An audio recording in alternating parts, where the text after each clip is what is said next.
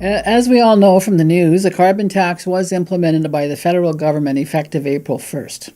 This means that there will be higher costs at the gas pumps, and it'll also mean a higher cost on our Six Nations natural gas bills.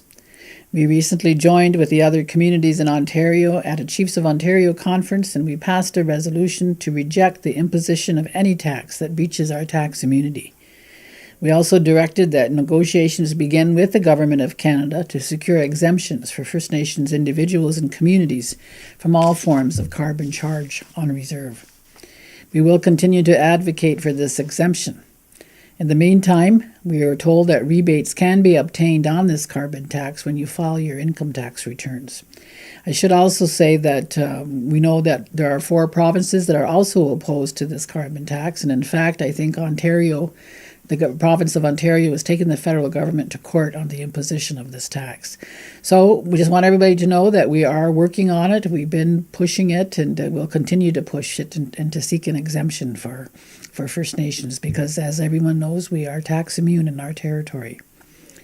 I wanted to talk a bit about these legislations that are swirling around from the federal government.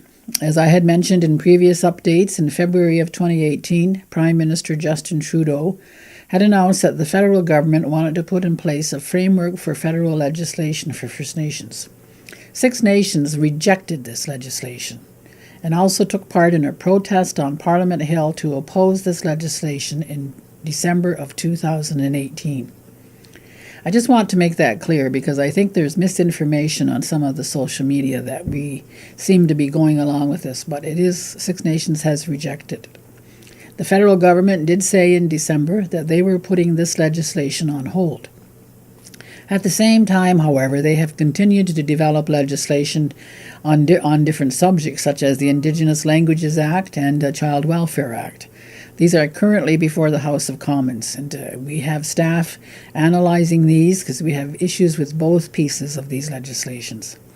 Karen Sandy, the director of the Six Nations Language Commission, made a presentation to the Standing Committee on the Indigenous Languages Bill, as well as Amos Key, who runs a language program at the Woodland Cultural Centre.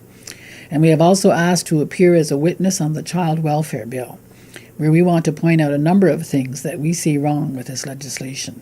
So I just want to assure everyone that we are monitoring these legislations and we are not agreeing to any of them at this point, and we will continue to monitor and make our voices heard. I also want to say that we are not being confined by any current federal policies and frameworks related to our discussions on education.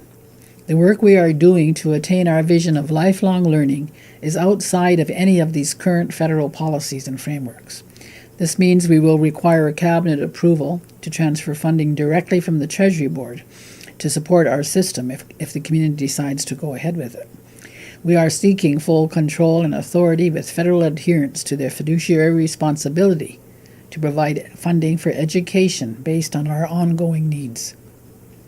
As I said, we will continue to monitor all of these issues that are happening with the current federal government and report back to the community as we receive more information.